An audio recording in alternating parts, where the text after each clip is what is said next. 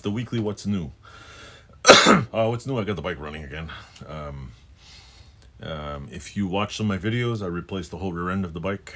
I did the brakes like 9 times, but I only made one video of it. It's a runner.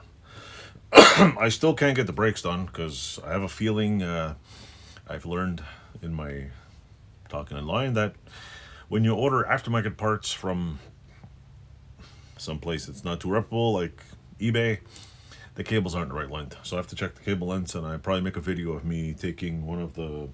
I'll show you here. I'm gonna be making a video of me taking the cable and making a new end like this. Pretty easy. You fray the end. What do you call it? Drill a hole in the board, cut it, and then pour some liquid lead in there. You have a should work. But I gotta measure this against an existing brake cable because apparently I bought the wrong cable. I mean, I bought the right cable, but it's literally possibly a half-inch too long. So I'm probably gonna cut a half-inch off it. See what happens. $7 purchase. With that said, once the bike videos are, I'm done with the brakes on that. There's a video of me replacing I literally replaced the whole rear end. Also, I got a couple of videos of I picked up some new tools, like some wrenches and stuff, because believe it or not, I lost my 10mm wrench. Yeah, the only one I lost. Like the hex is everywhere. I don't know what the hex is up with that. So I picked up some more wrenches. I got a few new parts, some more chemicals, and I'm gonna paint this red thing right. I'll show you. I'm painting these again. One more shot tonight. I'm not making a video of it because it's pretty boring. Like just watch me go psst, whatever. I got one cool comment that me doing a video of what my nose dripping was disgusting. So it's all kinds of disgusting shit online. But I was making videos.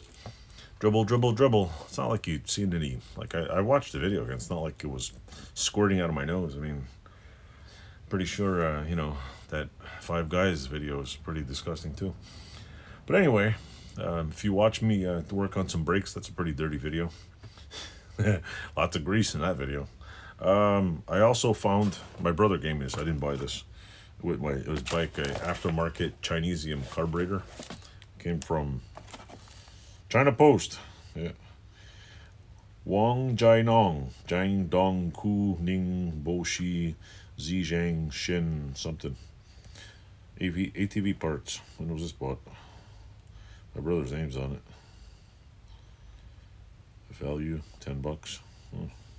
They put a $10 value on it. What day was it stamped? Well, anyway, I got that. I'll probably try it on one of the other ones. So I got it running.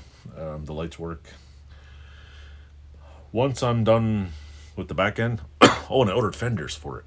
So this week I got to drop off the rear rack to have it, or I got to check the rear rack to make sure all the bolts are out of it, and then drop it off and get it, what do you call it? I'll probably get it sandblasted and see if they can paint it. Because what I'm going to do is once I get the rear rack done, I'm going to take the fenders off it and take the other bike and put the rack back together and basically switch them out. I'm going to put these new fenders on the old bike and put the shitty ones on this one. Because I'm seriously thinking of either turning into a blue-red or a big green. Because, you know what, there's no point in me trying to take an 87 bike and turn it into a pristine original, because I'm not spending $2,000 on original fenders that'll just get wrecked in the bush. So, and most people take off the original fenders and put aftermarket ones on who are everyday riders. So, and they're not too expensive. Like I think it's like $600 for the whole bike. So I'm gonna put the newer fenders on the other bike and and probably next month I'm gonna switch the whole rack over. I'm gonna paint the rack for the other one, get it painted. I just want to make it nicer. I'm not buying a lid for it yet because the other one already has a lid. I have 2 extra ones. I'm gonna put the fenders. I'm gonna send the rack out. Put the new fenders on the rack. Put the rack back together. Get the small part of the rack and the big part of the rack painted. Put the rack back together. take it off, put on the other bike, and take what's existing on the other bike and throw it on this one. So this one has a shitty looking set of fenders. Then next month, I'm thinking of ordering the whole kit. And I haven't decided. I'm thinking green because I always like army green. And instead of writing, I'm thinking of putting, instead of writing big red on this, I'll just put US Army on it or something, put an Army star on it. So with that said, I got a couple of more tool reviews. Somebody dropped off a big vat of tools, and I've been picking up cleaning chemicals and other crap that I don't really want. I did a video of some of these that I picked up at Horror Freight. They worked pretty good. Didn't break on me. I didn't lose an eye.